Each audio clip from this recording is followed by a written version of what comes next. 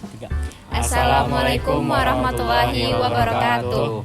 Kami dari kelompok 10 di sini kami ingin mempresentasikan hasil dari implementasi ODO pada PT Prime Agri Resource. Saya sendiri Revisa Jovi berperan sebagai sistem analis. Dan saya Arya Nugraha Taufik berperan sebagai project manager. Saya Muhammad Rifki L sebagai programmer. Selamat menyaksikan. Selamat menyaksikan teman-teman. Pertama kali.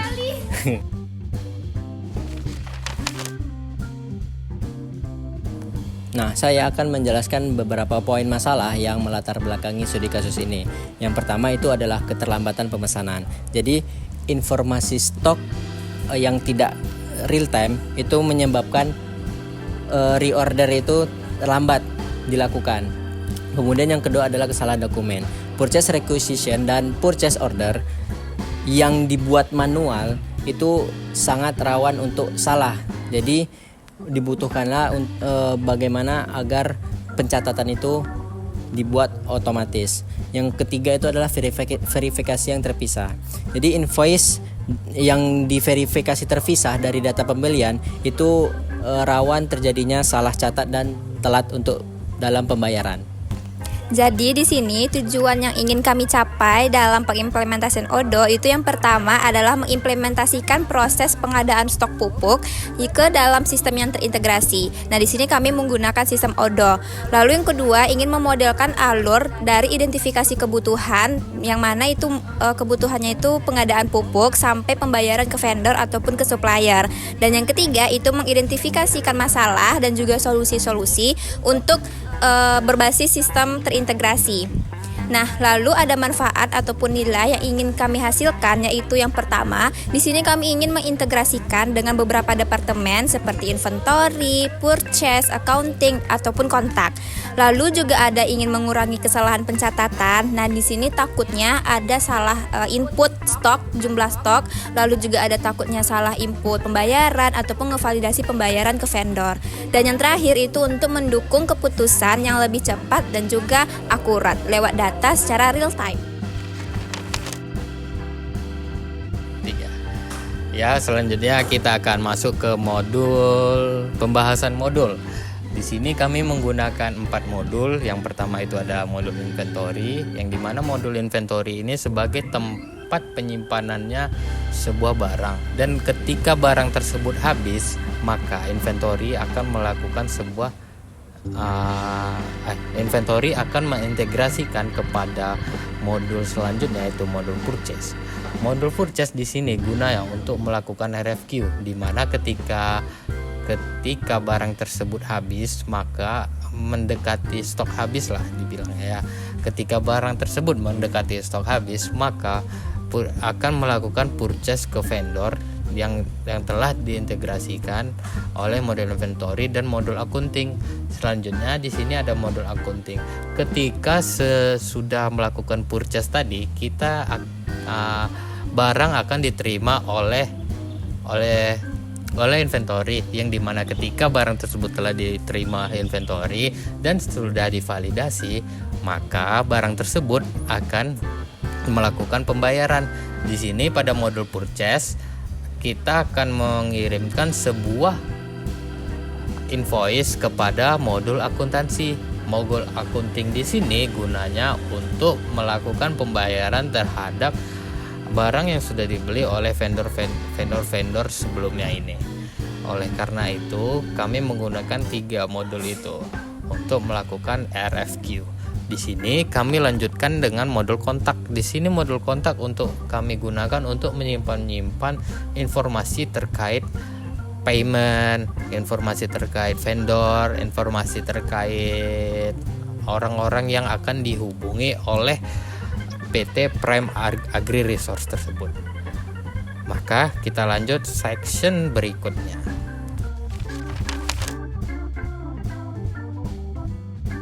Di sini berikutnya tentang proses business as is pada PT Prime Agri Resource, yang mana tentang proses pengadaan stok pupuk. Nah, jadi di sini di dalam proses as is-nya, di sini menggunakan 4 departemen utama, yaitu ada departemen finance, lalu ada warehouse, vendor, dan juga purchasing. Nah, dalam proses pengadaan pupuk ini itu dimulai dari departemen warehouse. Jadi di departemen warehouse itu mereka mengidentifikasi adanya stok pupuknya itu sudah mencapai titik pemesanan ulang atau yang kita sebut dengan reorder point. Nah, jadi saat stoknya itu sudah kurang dari yang seharusnya, mereka akan mengirimkan informasi tersebut ke departemen purchasing supaya departemen purchasingnya ini bisa membuat dokumen yang mana itu isinya tentang permintaan pembelian. Nah, di sini nanti setelah mereka membuat dokumen PR-nya, mereka akan menyetujui dulu dokumen PR-nya dan juga mereka akan mengkonfirmasikan atau akan mengubah dokumen PR-nya itu menjadi PO atau purchase order. Nah, PO inilah yang mereka kirimkan ke dalam Nah, dokumen PO inilah yang mereka kirimkan kepada vendor atau supplier kita.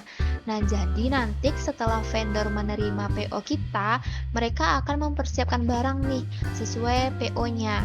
Nah, saat mereka mempersiapkan barang, mereka juga setelah itu mereka akan mengirimkan barang kepada perusahaan. Sembari mereka mengirimkan barang ke perusahaan, mereka juga akan membuat invoice. Jadi setelah mereka mengirim, mereka langsung membuat invoice-nya. Nah, jadi tadi kan mereka akan mengirimkan barang ke perusahaan. Nah, jadi yang menerima itu adalah departemen warehouse. Nah, jadi setelah departemen warehouse-nya itu menerima barang, mereka akan mengecek nih, apakah barangnya sesuai atau tidak dengan PO sebelumnya.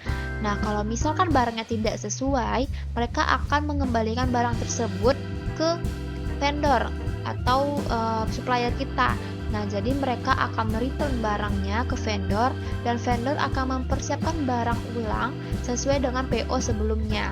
Nah, ini berlaku kalau semisalkan barangnya itu kurang stok atau cacat atau bagaimana gitu. Tapi kalau semisalkan barangnya itu juga sudah sesuai dengan PO-nya, maka warehouse akan mencatat penerimaan barangnya. Nah, disinilah berakhirnya proses pengadaan pupuk yang bagian warehouse. Jadi warehouse itu hanya bertugas untuk menerima barang dan mencatat penerimaan barang. Nah, tadi itu kan vendor juga akan membuat invoice ya, sembari mereka mengirimkan barangnya. Nah, jadi invoice mereka itu akan mereka kirimkan ke departemen finance untuk dibayar. Nah, di sini departemen finance itu akan menerima invoice-nya, lalu mereka akan mengecek dulu invoice-nya apakah sesuai atau tidak. Kalau misalkan invoice-nya tidak sesuai, mereka akan mengkonfirmasikan nih ke vendornya kalau misalkan invoice-nya tidak sesuai. Misalkan harganya itu salah atau jumlah yang mereka buat itu salah seperti di PO atau gimana. Nah, mereka akan mengkonfirmasikannya lagi ke vendor dan vendor itu akan membuat invoice ulang. Nah, setelah mereka membuat invoice ulang, mereka akan mengirimkannya lagi ke departemen finance. Begitu seterusnya sampai invoice mereka itu benar. Nah, apabila invoice-nya juga sudah sesuai, maka departemen finance itu akan membayarnya dan vendor akan menerima notifikasi atau informasi gitu bahwa pembayaran yang dilakukan oleh departemen finance itu sudah selesai.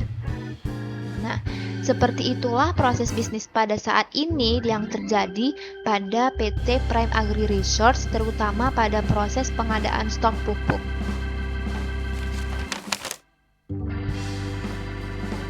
Nah, teman-teman, jadi saya Arya yang akan menjelaskan proses bisnis 2B setelah diimplementasikannya sistem ODO pada proses bisnis di PT Resource Agri yang kita cintai. Nah, pertama itu ada kita mulai pada departemen inventory. Jadi inventory akan memesan pupuk ulang atau reorder pupuk yang kemudian karena udah ditambahnya sistem ODO pada proses bisnis ini, pemesanan pupuk ulang tadi itu atau reorder pupuk tadi itu akan terbuat otomatis. yaitu membuat request for quotation atau RFQ. Kemudian purchase, kemudian dari pembuatan RFQ tadi akan diteruskan ke bagian purchase untuk disetujui, dan pada sistem Odoo tadi akan diupdate statusnya dari RFQ ke PO atau purchase order. Jadi setiap proses dari RFQ maupun PO itu bakal menghasilkan yang namanya seperti invoice gitu ya, atau bukti lah, untuk sebagai tanda statusnya bagaimana. Kemudian akan dikirim otomatis purchase order tadi ke vendor. Nah, si vendor tadi menerima purchase order tadi. Nah, kemudian vendor tadi menyiapkan barang dan mengirimkan barangnya. Nah, untuk di sini kita jelaskan dulu lah yang ke bagian warehouse. Jadi nanti setelah si vendor mengirimkan barang, di bagian inventory atau gudang akan menerima barang. Nah, kemudian dicek tuh sama si bagian gudang apakah barangnya sesuai atau tidak. Kalau misalnya tidak sesuai, akan melakukan return ke vendor. Nah, balik lagi tuh dia ke si vendor, menyiapkan dan mengirimkan barang lagi sesuai return atau permintaan return dari bagian warehouse atau inventory. Itu kondisinya kalau misalnya jadi returnnya. Kalau misalnya tidak atau barangnya sesuai, maka akan mencatat barang masuk. Jadi si warehouse ini atau inventory akan mencatat otomatis barang-barang yang masuk tadi. Nah, itulah gunanya si Odoo tadi, dia akan menyimpan stok barang yang masuk secara otomatis. Jadi dia menyimpan kemudian mencatat juga barang-barang yang masuk tadi. Nah, kemudian itulah dia membuat resep otomatis tadi atau bukti secara otomatis. Nah, tadi di sini juga ada, balik lagi ya ke bagian vendor. Di bagian vendor tadi, setelah dia menyiapkan dan mengirimkan barang ke warehouse, dia juga akan menghasilkan atau membuat yang namanya invoice gitu. Nah, kemudian di sistem Odoo, invoice-nya tadi itu terbuat secara otomatis dengan bukti atau ya dokumen invoice-nya juga bakal terbuat. Nah, misalnya tadi si invoice tadi ini sudah terbuat, dokumennya juga sudah ada, maka akan diteruskan ke bagian finance atau accounting. Nah, di sini setelah dia menerima invoice tadi, misalnya invoice tadi sesuai, maka akan melakukan pembayaran. Nah, yang melakukan pembayaran yang nantinya di sistem Odoo itu akan otomatis mengupdate statusnya menjadi paid atau sudah terbayar. Nah, kalau misalnya invoice tadi nggak sesuai dengan barang, si bagian accounting ini akan konfirmasi lagi ke vendor. Nah, balik lagi membuat invoice.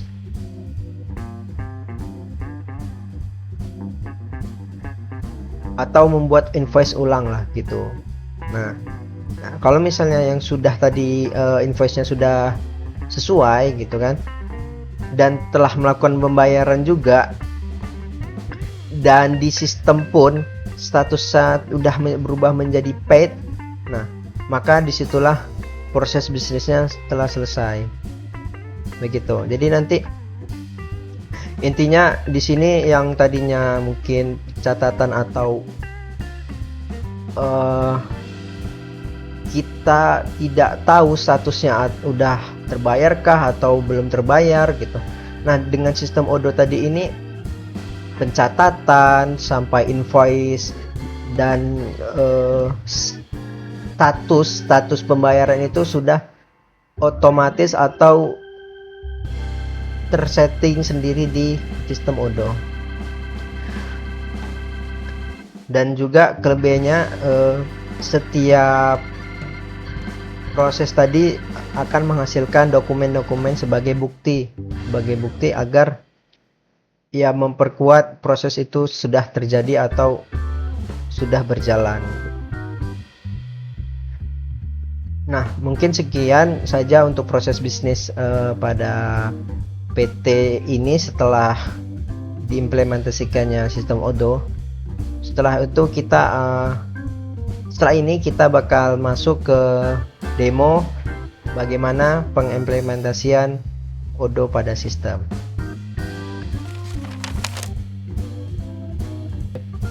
Kali ini kita akan melakukan demo Odoo ya. Di sini kita akan mendemo RFQ, yang dimana ketika melihat sebuah stok kosong maka dia akan melakukan repurchase ulang. Di sini kita lihat dengan di replenishment, ini kita lihat ada beberapa produk yang harusnya kita order tuh sekarang, cuma kita lihat kan dulu ini ada beberapa produk yang tidak diorder. Pertama-tama kita lakukan order di sini dulu untuk mengisi kembali datanya.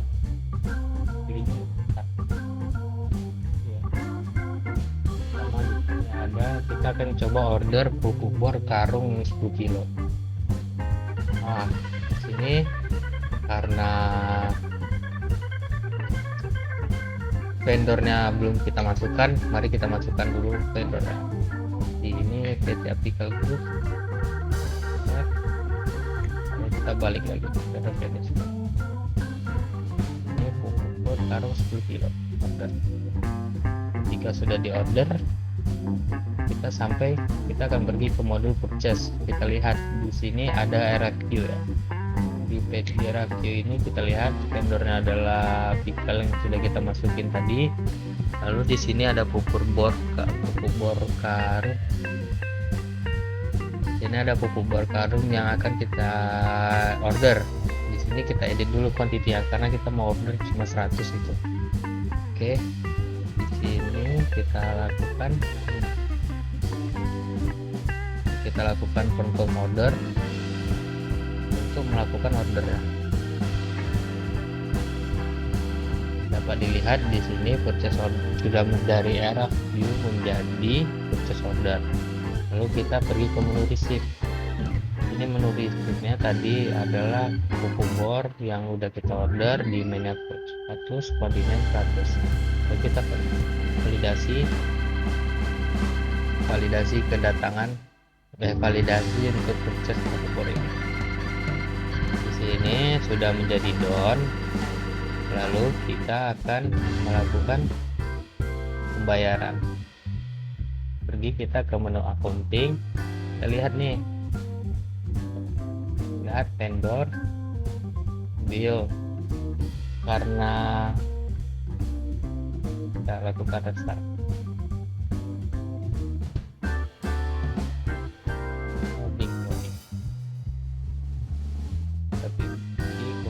Bill, kita lihat nih kan billnya belum ada tadi tuh, kita buat bill yang baru untuk pembayarannya. Ini vendornya tadi adalah Aptical ya.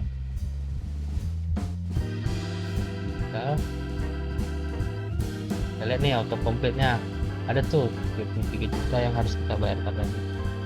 Kita copy dulu.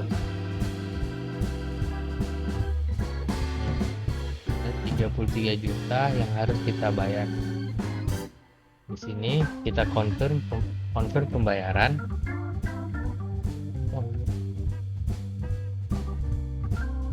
Oh ya, maaf saya lupa di sini ada bill date yang harus diisi. Confirm pembayaran. Setelah kita confirm, kita lakukan pembayarannya lewat bill ini saja dengan bank BCA payment. Ini dalam posisi in payment. Lanjut kita pergi ke dashboard, kita pergi ke bank untuk melakukan paymentnya.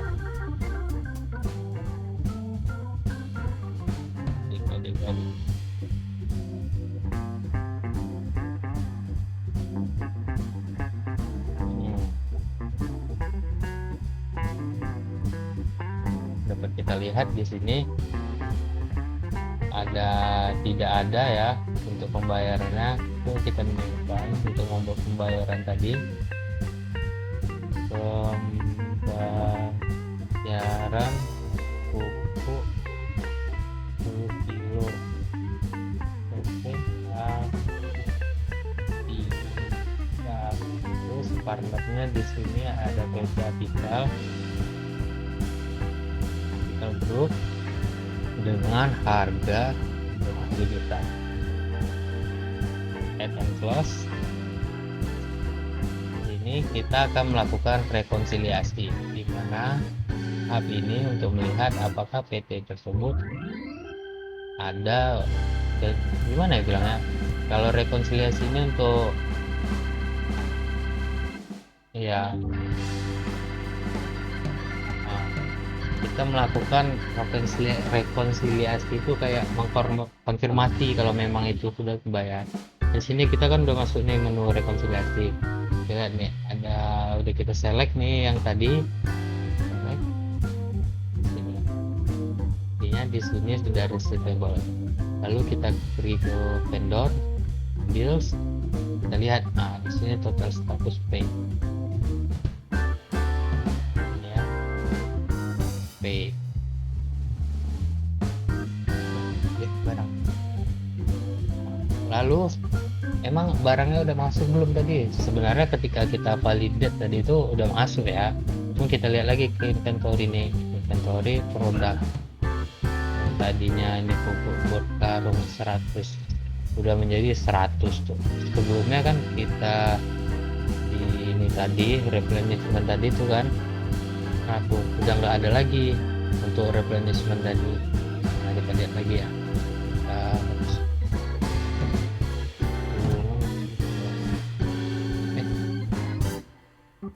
Alah 10 kilo tuh udah nggak ada lagi.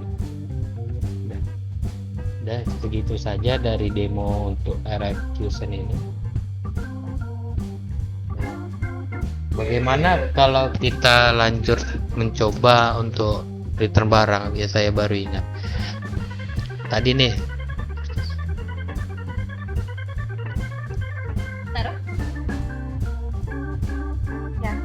return purchase kan.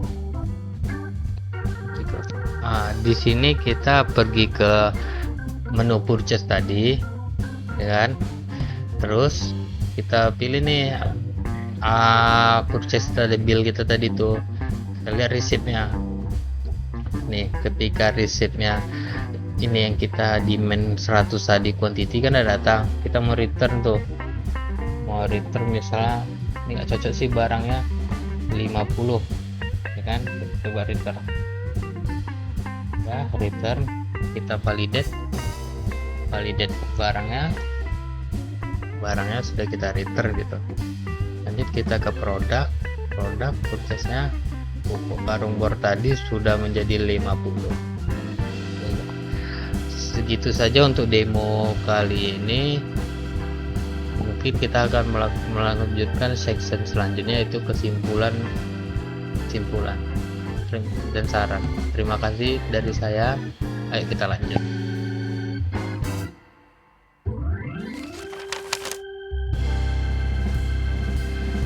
Maka kita masuk ke tahap kesimpulan.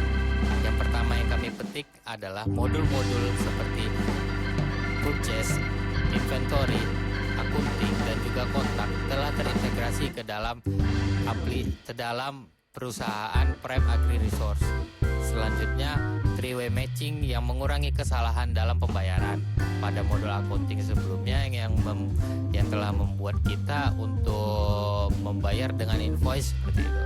Lalu ada data real time yang mendukung keputusan lebih cepat dan juga akurat. Dari ketiga kesimpulan ini, yang kami harapkan ialah modul-modul yang kami integrasikan terhadap Prime Agri Resource telah tercapai dan telah terimplementasikan. Nah, terakhir teman-teman, kita masuk pada saran pengembangan. Jadi, ada beberapa saran pengembangan untuk sistem yang telah dibuat. Ada jangka pendek, kemudian jangka menengah hingga jangka ke depannya atau jangka panjang. Yang pertama untuk jangka pendeknya itu adalah multi level approval. Jadi memperkuat pengendalian internal pada proses pembelian dan pembayaran. Yang kedua untuk jangka menengahnya yaitu membuat barcode atau QR code pada gudang. Gunanya untuk mempercepat penerimaan barang dan tingkatkan akurasi pengadaan stok atau pencatatan stok. Kemudian yang terakhir untuk jangka panjang adalah perluasan modul. Jadi mungkin kita bakal atau dapat menambahkan modul-modul yang bakal kita pakai nanti pada sistem Odoo tersebut, seperti sales, manufacturing, HR, dan maintenance untuk modul-modul yang akan digunakan nanti. Ya, terima kasih telah menonton video kami. Maaf apabila kami ada kesalahan dalam pembuatan video ini. Mohon maaf atas kesalahannya. Baiklah, kami tutup video penampilan ERP kami yang bertemakan implementasi Odoo. Kami kelompok 10 undur diri. Terima kasih atas telah menonton. Wassalamualaikum Warahmatullahi Wabarakatuh. Yeay.